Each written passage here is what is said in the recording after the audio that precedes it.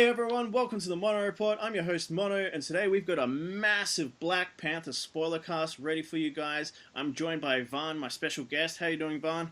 Hey man, we've seen the movie and now it's a spoiler review, baby. Oh, I'm so excited. Black Panther's here. We can finally talk spoilers. Such It's hype, man, such hype. And you know what? I'm gonna say it for the listeners right now. It's worth the hype, man. It's so worth the hype. so worth the hype. It feels like, because you get so many of these movies that are like, okay, we're building up and people getting excited for it and stuff, and you're like, but is it really, is it really gonna like satisfy all that hype? Yes, it does. It does, man. It's Oh, so good. it's It was like, so good, and I'm one of these guys as a filmmaker that watches movies back to back to back, and I tend to see them twice in a row, back to back. But this one, I had no hesitation whatsoever to see it back to back in IMAX.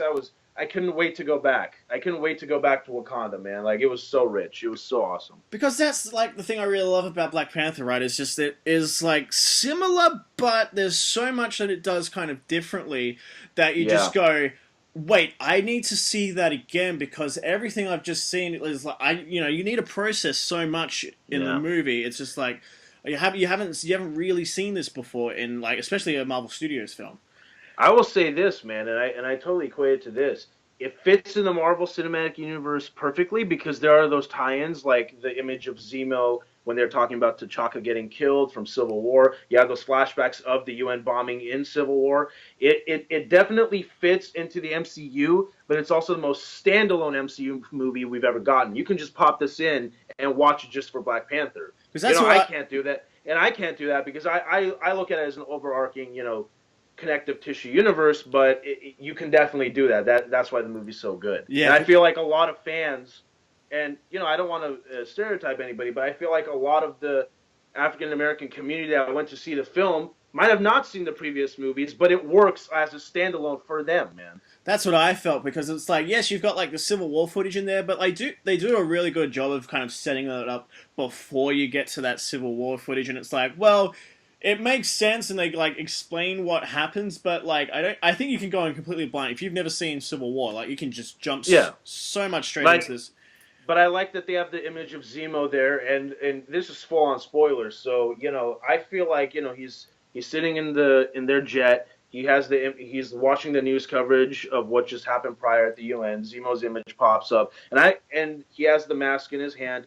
So what I feel like is the movie takes place directly after Civil War and after they've apprehended Zemo. Because remember, the last time we saw him, he's talking to Zemo on that cliffside in the snow. So I feel like it's directly right after that. Because that's what they were saying. I remember there was a line where they said, or like a week, like a very start, they said like a week's passed since his father, since Yeah, T'Chaka has died. So yeah, because that was the interesting thing, because so many people were like, okay, when is this? Because a lot of people think, okay, they're taking place, in like sequence, but like no, this takes place before Homecoming, before because Spider-Man yeah, Homecoming is like 3 or 4 months after Civil War takes place, I think. yeah, yeah. So yeah, I think that's really smart because then it's like, well, because I mean, I think people were kind of used to the idea of all the Marvel films like following each other like one by one, but then like you go It back. certainly does. This movie certainly does. But again, it's the most standalone, so it works both ways evenly. I think. Because yeah, that's the thing. Even like I've just been going like recently, just been going through all the previous Marvel films. It's like, well, you had like Phase One where it was like it seemed like it's going like in sequence, but then you're like, well, actually no, Thor and Iron Man 2 are taking place at the same time, and like things jump around. So and the timeline is like it's still easy to follow, and they've made an effort to kind of simplify it. I think for everyone Yeah, because like yeah, I think a lot of people got confused with Homecoming because everyone went, wait, 8 years passed since yeah, Avengers, not like because most of us thought that took place in 2012, and it's like yeah. no, that's Exactly. '09. They're still doing cleanup, man. But for us hardcore fans, there is the connective tissue. And hey, man, shout out to Iron Man 2, which first introduced Wakanda when Tony Stark is talking to Nick Fury, and you see the map behind him in that shield facility. So shout out to Oh that. man, shout out to that because that was the thing. Like when Marvel first announced their slate for Phase 3, when they did the big like announcement with like they first introduced Chadwick as Black Panther. Like Yeah, the two heroes I was always hyped for were Doctor Strange and Black Panther. Like they were my Those two. are the fan favorites, man. That's like Kevin Feige, president of Marvel Studios, has even said Black Panther since Phase One has been one of the most begged characters that we have to put on screen. And that's it. It's like now is just the perfect time for it to, because it's just been built up over so many years, and now it's like I don't know if this film would have done anywhere near as well if it was released 5 years during like Phase 2 or something, right? No, of course not. Yeah, Because you have Captain America's shield made out of vibranium. That set up Ultron, introduced Wakanda, and introduced the villain Ulysses Claw. It started building up to that. And when you finally meet T'Challa as Black Panther in Civil War, you sort of get a hint of where he comes from, his African accent, the way he carries himself. And when you finally get to this movie, you sort of already have a pre-knowledge of what you can expect, and you take what you already know, and then it's like you get what you already know, and then it's like, oh, there's all this you didn't know, and it ties in beautifully, I think. yeah, because that's just what I love. I love how, I mean, just jumping into some of the cast here, it's like, how good is everyone's African accent in this movie? Look, I keep forgetting the actress's name. The actress who played the lead general in the movie. She was so effing good that when I saw an interview with her with the Brooklyn accent, I'm like, what the hell? She's so good. Like, I thought that was real, dude. That's it, because like you watch interviews with Chadwick, and you're like, whoa, whoa, whoa, whoa, because like he's like he's American as hell, and he just completely transform into sort of that African accent and everything. He actually, and I don't know how you could really differentiate it, but I feel like he actually looks African, so he gets away with it. That's it. It's just like, it's, a movie that's just, it's come at the right time, and like, you've just gotten the right group of people together for it, because like, even like, Denai Guerrero, who plays he's, the Wakandan, tribal, he's head of the tribe.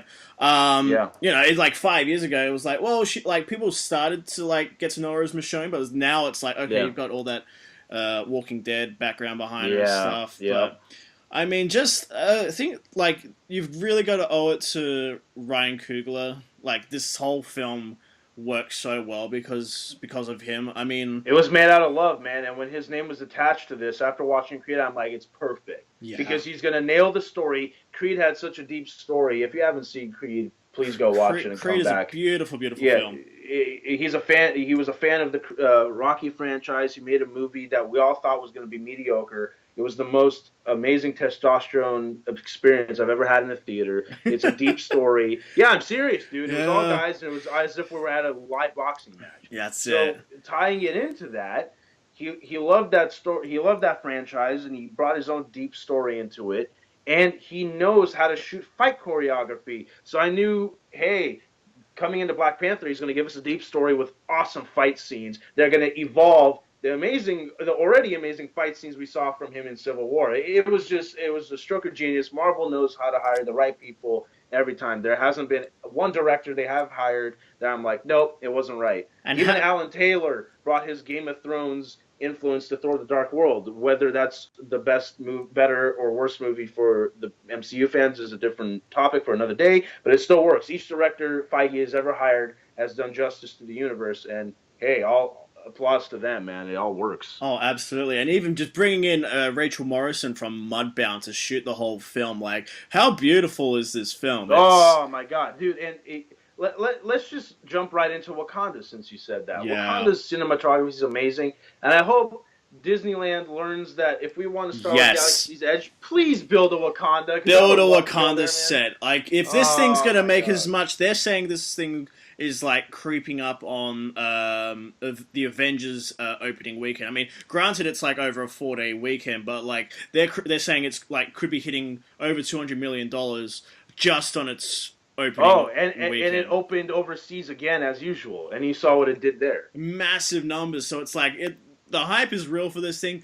Disney would be crazy not to jump on this for toys and just Disneyland, rides and everything. Just make that. Shout out to Robert Meyer Burnett, man, because I don't have that many Hot Toys, but I actually want a Black Panther Hot Toys figure. I actually really do.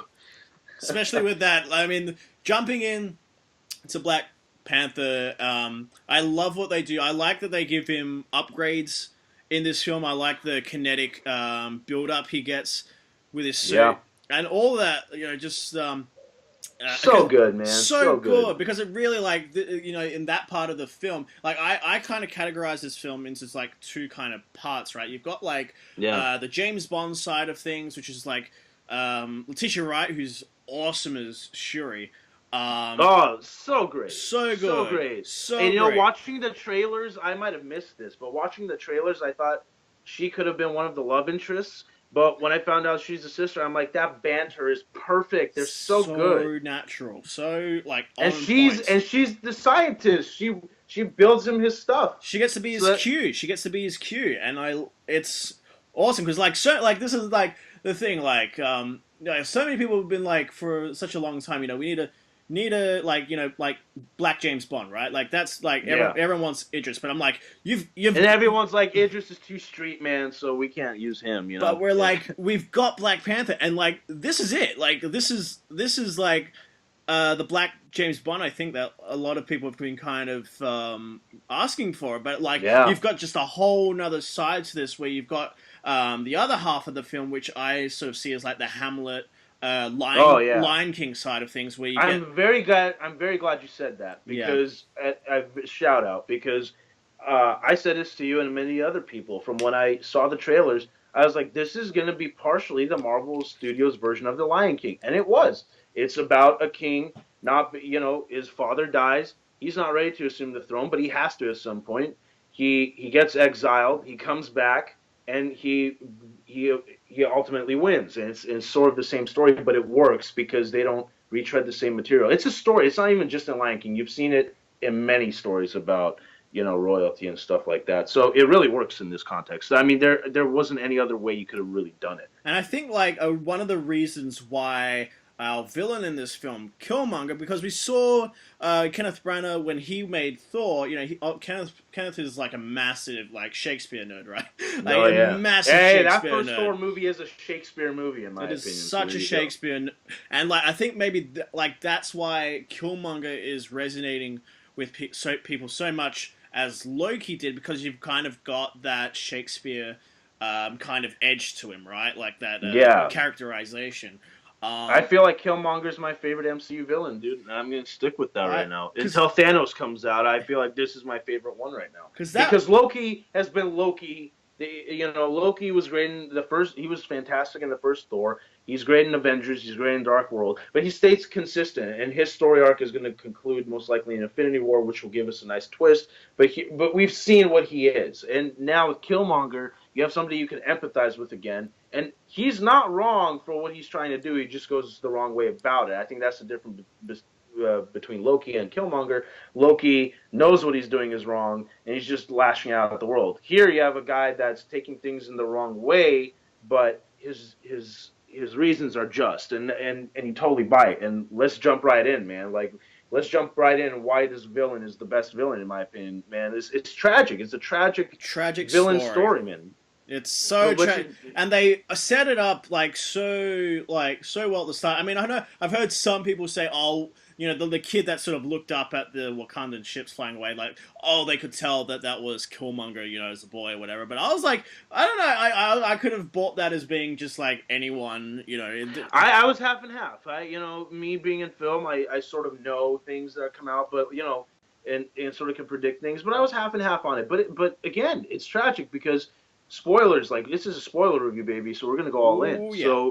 So what we learned when what Shuri tells Forrest Whitaker's character tells T'Challa is that his uncle T'Chaka's brother was sent. He was one of like the spies that was sent out into the real world. I mean, not the real world, but outside Wakanda. The what do you call it? He was out to sort of it's Themyscira in the man's world, right? It's the same idea. That's it. So it's the shout out to DC.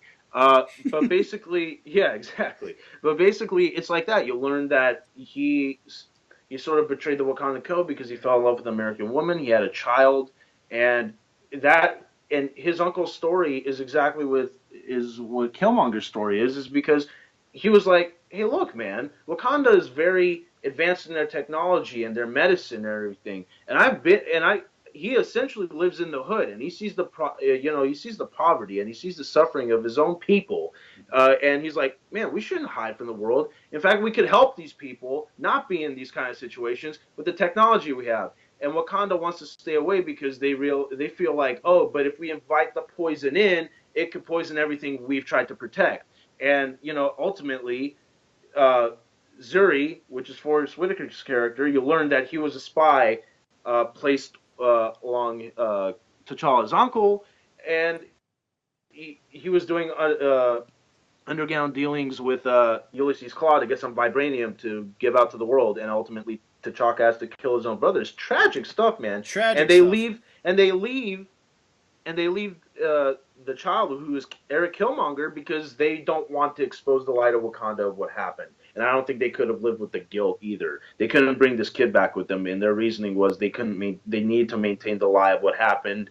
They didn't want to expose it. It's tragic stuff, and you completely understand both sides. Both sides thought they were doing what they thought they were doing is right. Both sides thought they were doing the right thing, but went the wrong way about it. And it's tragic, and what can you do, man? It's the story, and it works. Well, that's it, because the whole thing about this film is just about, sharing and coming out and being able to, connect with the rest of the world and, share technology and everything, build bridges, right? And, just the way that it sort of doesn't preach to you is, I think, so key, because so many times you kind of, get films with certain messages that are like, sort of more in your face about it. But Ryan Coogler is so smart. People at Marvel are so smart. They're like, no. Because the way I've always found the best way to tell these sorts of stories is, you kind of lay the political side of things in the subtext, right? You keep it under the layers. It's there. It's important to have it there. But the fact that it doesn't preach to your face, I think is really important, and it's just.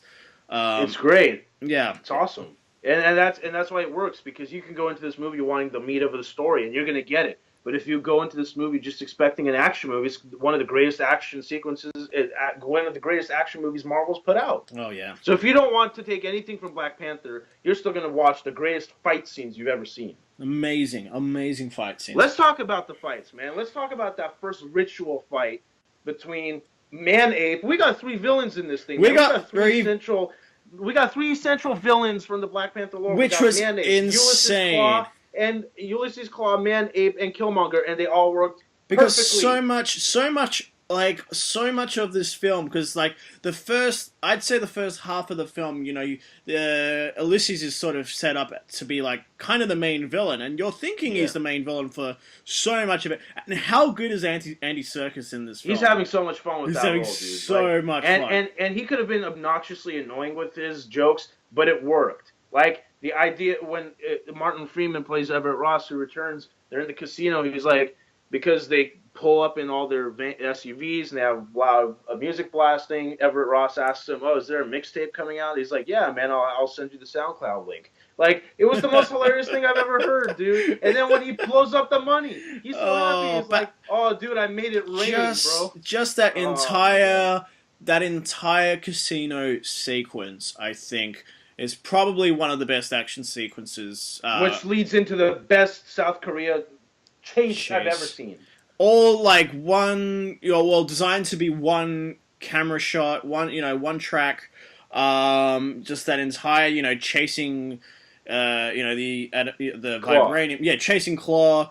That entire sequence, because because they kept all of the they kept his arm out of a lot of the marketing, right? We didn't see his arm until the film, which I think was great. Yeah, because we knew he got chopped off by Ultron in Age of Ultron, so it sets up there. Yeah, that's it. And it was cool to just see it modernized as well, because in the comics he's kind of got a massive laser gun, and it's still a massive laser gun. And he sort of has it, but I he has a fake hand that opens up and the cannon comes out. I love that. I thought it's all great ways to just modernize it and also ground it as well, because then it's not too super fantastical from the comics and that sort of thing. It's fantastic. It's great. And and the thing is, man, Eric feels like Eric's Wakandan. That's what you learn. And if you know the comics, you know that story. But for people who didn't know in the audience, Eric's Wakandan, and his ticket, like T'Challa's mission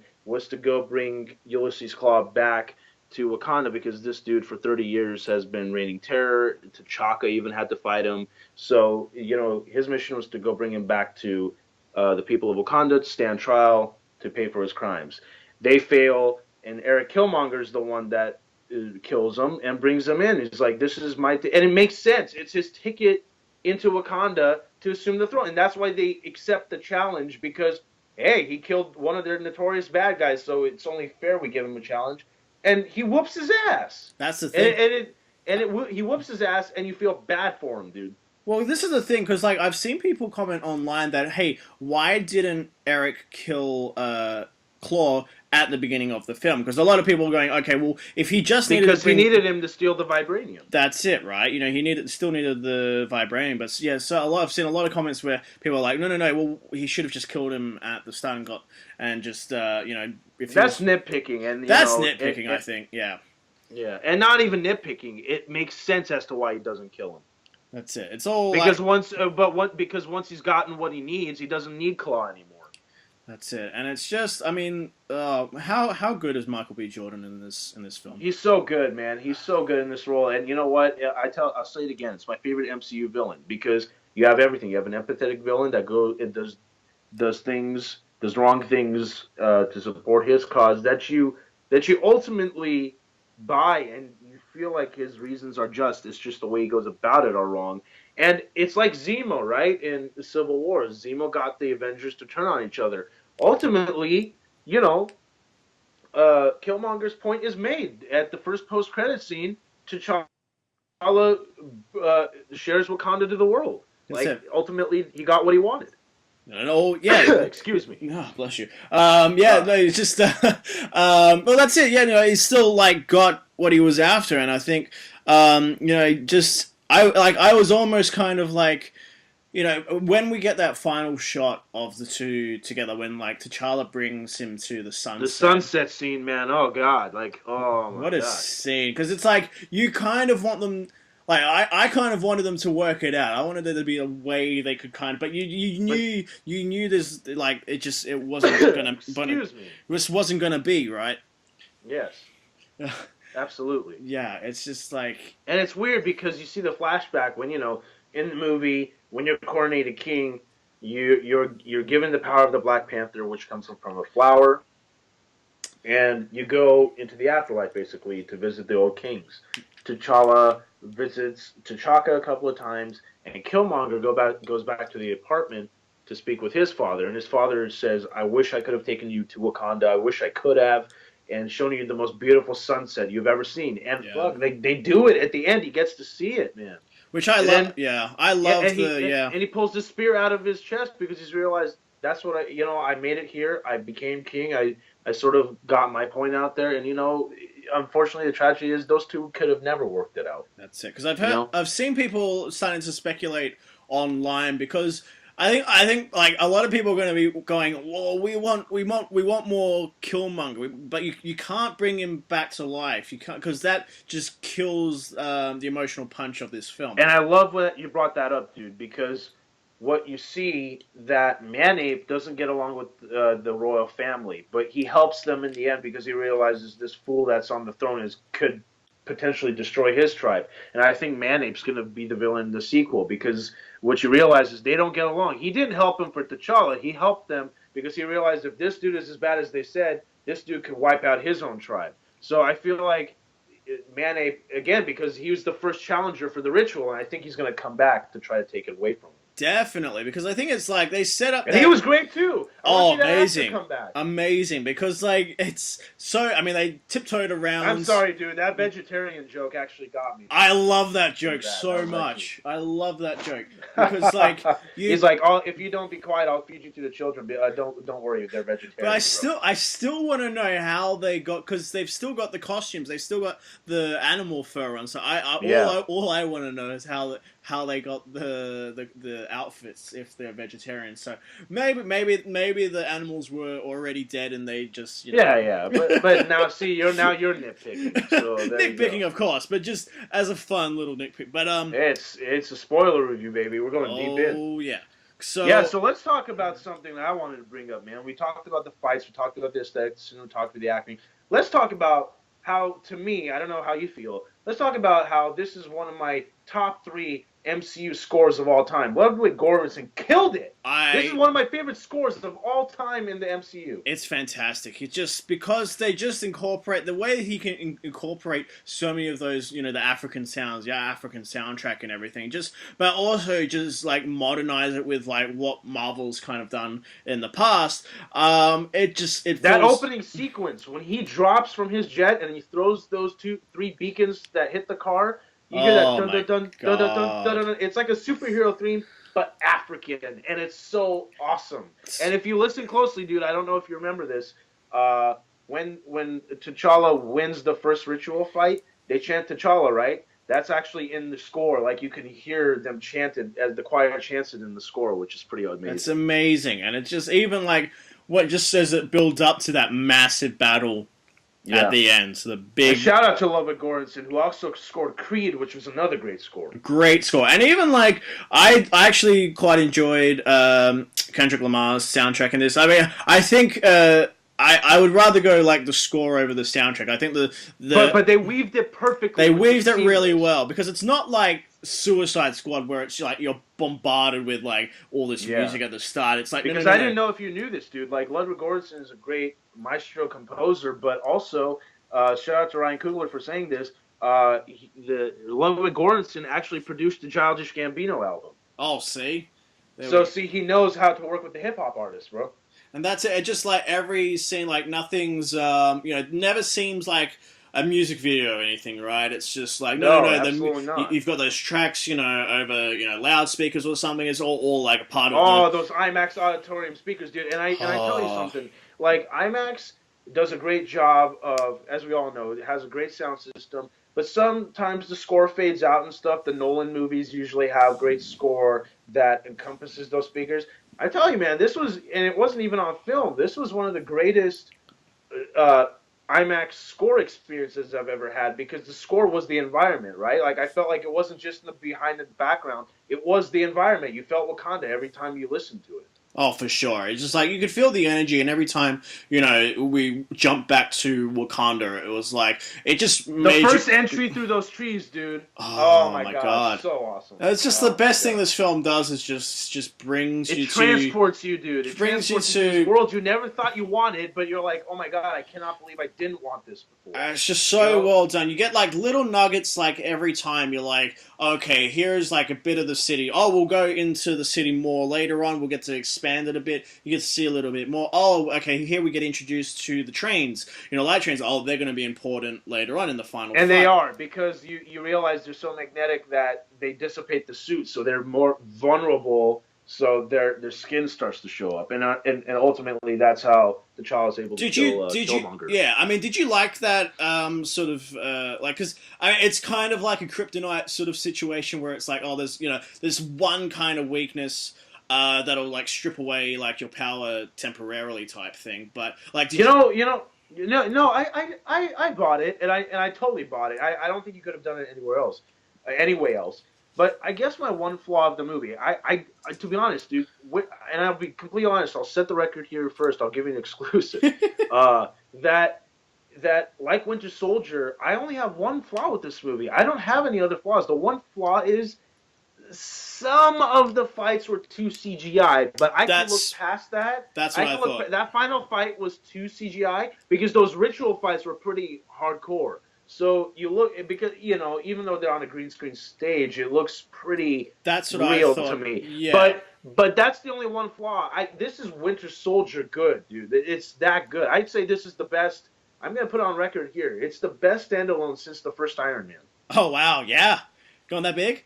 Yeah. Well, there's Variety articles coming out and a bunch of other places saying like why this is the most important standalone since the first Iron Man. Like, I believe it. This might be the first movie to outdo the first Iron Man.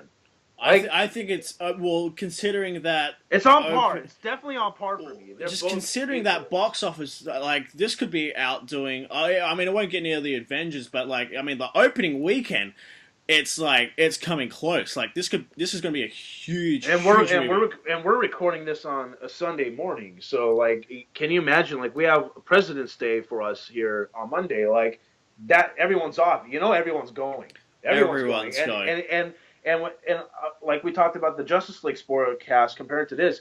I'm going back for the third time. You're going to Yeah, go back. I can't Everybody's wait. going back. And I saw the same people at that second screening back to back. And those are people who are not filmmakers like me, who are not as big as film fans as me, sat in the IMAX theater the second time to watch it again. That's how much of an impact this movie had, dude. And that's what I can't believe. It's just like you got a character like Black Panther, who C-list Marvel character. No one would have known who Now he was. everybody knows who he is. Everyone's Everybody. on board. Like this is Well, to be honest, everybody was on board with Civil War, but this proved that you can continue that story. that was it because like you got a very different T'Challa in Civil War. Like granted, his father dies in that movie, but He's on a revenge mission. Man. he's on a revenge mission. He's very serious, very like stoic, like very straight. Whereas here you get to see him at home. He's relaxed a bit. Like he gets to spend time with his sister. But You he's get that mourning banter. the entire movie. Yeah, but also during the entire movie, he's basically mourning the death of his father. That's Yeah. what the movie is. Which I Like, love.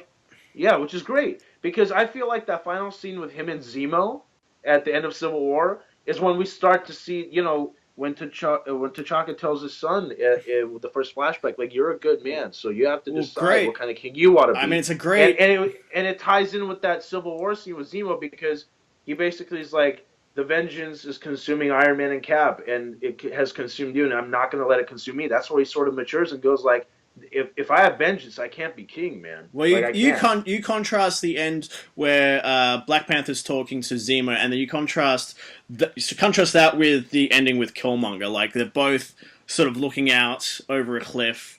Both very similar scenes. Very similar scenes. Because ultimately, and I will defend this, even John Schnapp said it, the Russo said it. T'Challa's the hero of Civil War. Absolutely. He was the dude that was able to overcome the Accords pains, and and the Accords. Well, he was never a part of it really, but he was the one who was able to overcome the vengeance that was consuming everybody else. Which I've got actually one interesting thing. I've like just going to the Accords quickly. Like, how do you think Black Panther kind of fits in with the Accords? Because he's technically he's not an Avenger or anything, so he wouldn't really be signed up for it as far as I'm aware. Well, I think that's the interesting part. Now that Wakanda's exposed and all these weapons can get out, I think they're gonna, it's gonna happen because Civil War is not over and it's gonna take place during Avengers Infinity War, right? So, and the fact that we're gonna have this massive battle, we all know it's Wakanda. We saw it in the teaser, that's great because I'll tie it in because when we saw that final battle of Wakanda and Black Panther, I'm guessing 95%. I'm going to guess that's the same fields that all those aliens are charging at. We've gotten a hint of where they're going to fight. Yeah, and that's going to be awesome because now the tragic kind of story beat is now that Wakanda's exposed, they're not safe either. So they could be totally. Pardon the French, they're gonna be fucked when Thanos comes down, dude. Oh, dude, yeah. And I think, this is kind of going into, I guess one of my flaws with the film is that if we didn't have an Infinity War trailer, if we didn't know Black Panther was going to be in Infinity, I mean, we don't know he's going to be in there, but if we hadn't, you didn't know which supporting characters were going to die or survive. Well, that's it. If you hadn't seen. Because we have we have Lupita Nyong'o in the teaser. Well, that's it. If we hadn't, because we have that moment where Black Panther dies. T'Challa dies. He gets thrown off. Don't everybody who's listening. He does die. So there you go. They say coma, but he basically is dead. He's basically dead. I feel like if we didn't know about Infinity War, if we didn't have that knowledge, how much more powerful would that have been? Because we know T'Challa's returning. We know T'Challa's returning. So it's oh, okay, we're just kind of waiting now for him to be revived, because I remember, like, Jeremy Johns, shout out to Yeah, Jeremy, it's Jeremy. Awesome spoiler review, by the way. awesome spoiler review where he said, you know, you compare it to Dark Knight, right? Dark Knight Rises, right? Where, like, Yeah. you know, you've got that period where Bruce Wayne is recovering. You know, he's got the cartilage. Yeah. He's like, you know, his back's broken and everything. But that's over a certain period of time. Whereas it's like months. It's months. Whereas this is a much more rapid process. So I feel like some of the dramatic tension there, you know, is lessened, because we're like, okay, well, we're just kind of waiting for him to be okay, because we know he's going to be in Infinity War. He's not going anywhere. So I guess, like, it's like those are the moments where, like, the shared universe, I think, can have a negative impact on some of these solo films, where it's like, well, we know they're coming back. They're not going. But anywhere. I'm really glad you brought this up, because I've spoken to many of my film crew and film friends about this. It's a very interesting thing you bring up. I'm actually on the opposite of you, dude. And the reason I'll say that is because we all know he's coming back, and to me, you know, movies are subjective, and that's why they're beautiful. And I feel like it wasn't about his death. Like, we knew he's coming back, and when he fell down that cliff, I knew it was going to be that. I had the hunch that, oh, somebody's going to find him, they're going to take care of him, and he's going to come back. That, I think, for me, what that scene was about was the opportunity. It could be a plot convenience, but what else could he have done? It's about him going back to the afterlife and basically telling his father, you were wrong for what you did, and I'm not going to be that king. You know, I'm not going to be the one. You know, like, that's the ultimate decision in the movie that he makes, right? Where he's like, he realizes, no, I can't.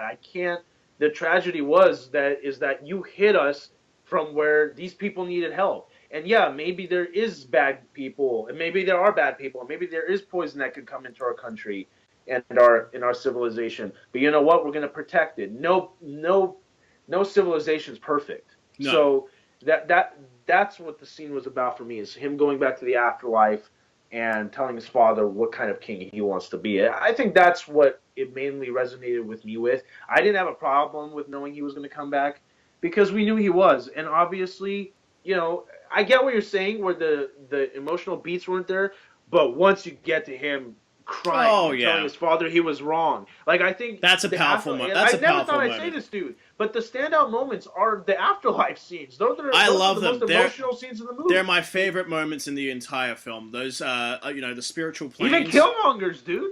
Because that's what I'm thinking, right? Is like, I mean, I've seen people speculating now that, you know, they want Killmonger to return, and they're saying the way you can get him back without resurrecting him is you put him into the spiritual plane of.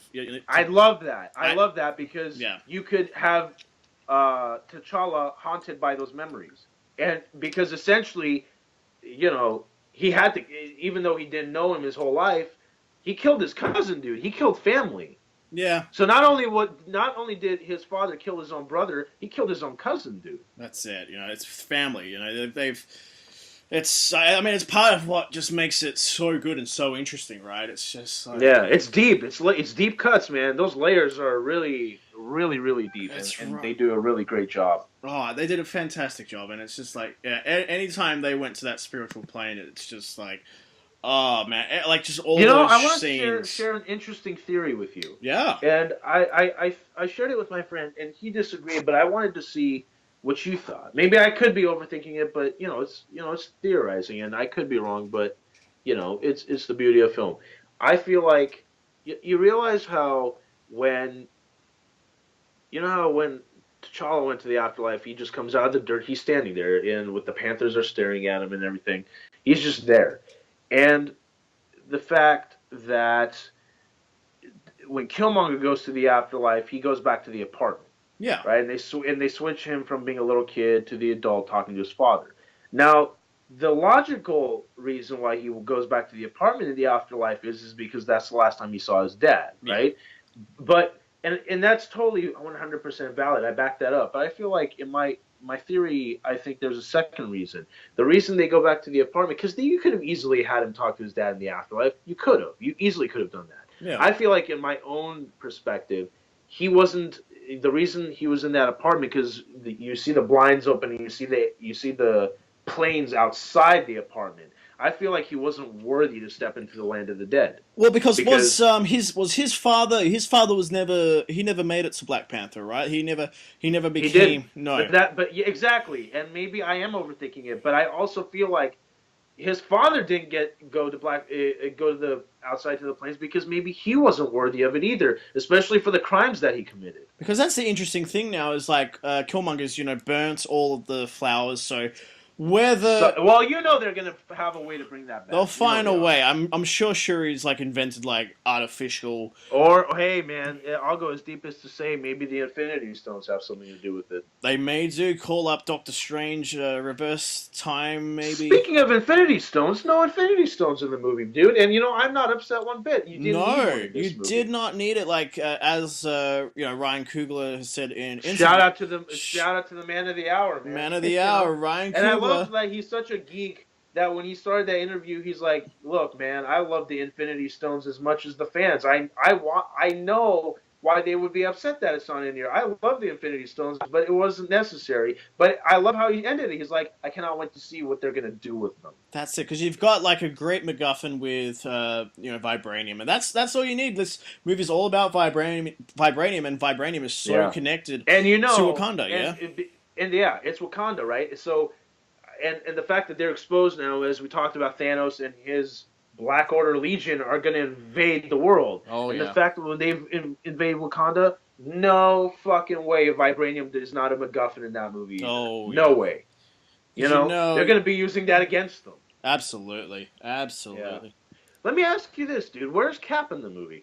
That's what I was thinking as well, because I know a lot of people are going, oh, we think Cap might show up in this. We might, but I mean, because we talked about it. We had theories about it. We had theories about it, and because we know Bucky. Or do you think he's still on the run at this point? I think he's still on the run because I think it's still early because it's just been a week after Civil War. So yeah, he's still. So he's just breaking those guys out of the. That's right. So he's obviously setting up, the Secret Avengers, trying to keep them all together and finding like a new base, probably to keep everyone safe, keep their families safe, because Hawkeye is going to have all of his family involved and protected. And since we're talking about Cap, the best way to finish it, man, the best post-credit scene, man. We get Bucky. To come back, and it makes sense for those of you who do not know. He was put into cryosleep at the end of Civil War. T'Challa forgave him because he wasn't the guy that killed his father. I saw some people, and this made me laugh. I saw some people going, because we never we don't see Bucky till the very, very end. It would I kind of agree with this. Like, it would have been fun to have just seen Bucky in the cryo chamber, just kind of frozen on ice, in the background of Shuri's laboratory, and just seeing her walk by it, or it in the background or something, or but the reveal's better. The reveal's way better, and it makes sense because he's been there the whole time, and I love that. Shuri is the scientist, and it makes sense for her to be the one to try to cure his dementia. That's it. Well, his triggers are, like she says, his triggers are gone. The stuff that Zemo's done, it'll never happen. He won't be triggered anymore. Somehow, some way, because they're so advanced, they've extracted the Hydra poison that was in his mind. Yeah. And I love when she calls him Sergeant Barnes, and I love that he's trying to come up with his own identity, dude. It's such a small thing, but he says Bucky. I love that. So now, I love that. So now, what do you think? We get the last line from her is she calls him White Wolf, who's a character from the comics. Do you think? Because I mean, Sebastian. Yeah, man, I was doing research on this a couple hours ago, man. You beat me to it. Sebastian Stan obviously loves being a part of Marvel. He's gonna. I mean, I think his contract does run out after the 4th Avengers movie, but. If he renegotiates, he gets a contract extension. Yeah. Do you think he'd return for future Black Panther movies? Yes.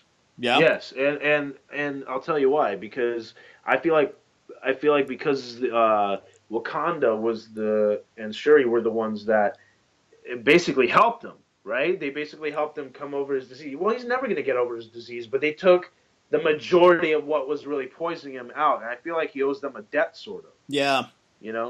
And the fact that they're trying to teach him about his past and what he can be.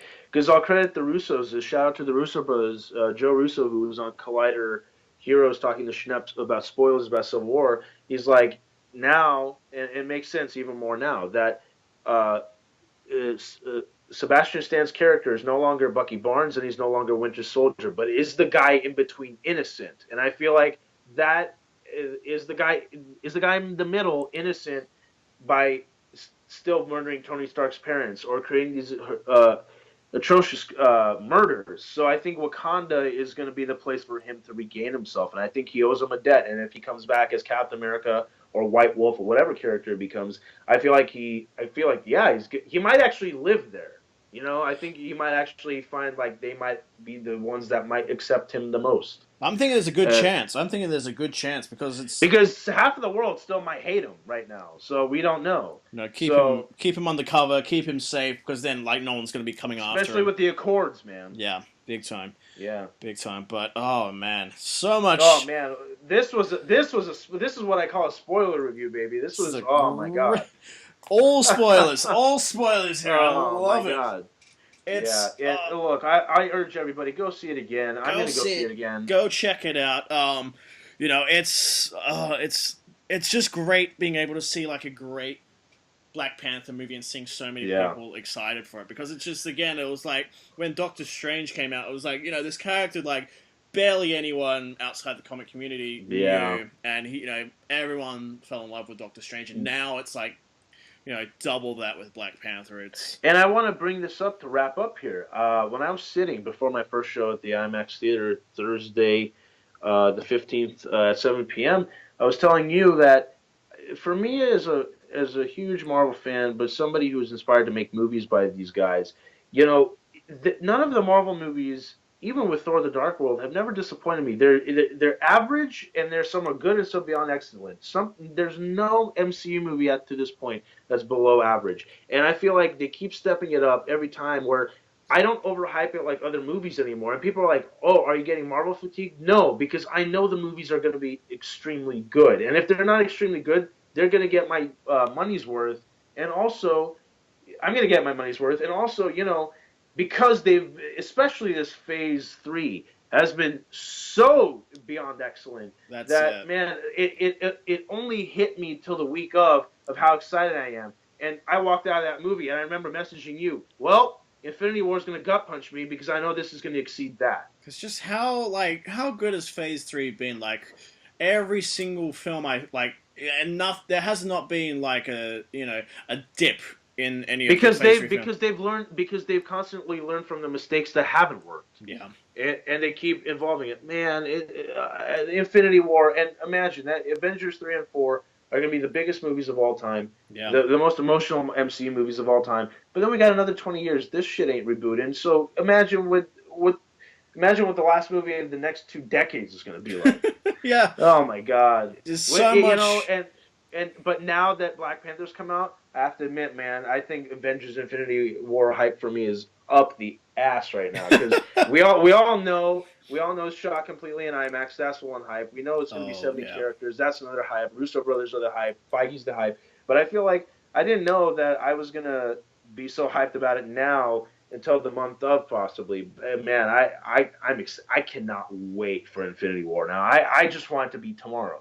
You know? Yeah, and we need just like the sooner we get, like, I mean, I'm waiting for like the next big trailer, but I'm also like, I don't want to know more. But by the way, just to make a funny joke here, you know your avatar on your Skype thing, man, where he's pointing fingers. That's exactly how you were probably walking out of the theater. Oh my God! Every time I walk out of a Marvel film, that's how I am. That's literally the icon you make, man. It's so great.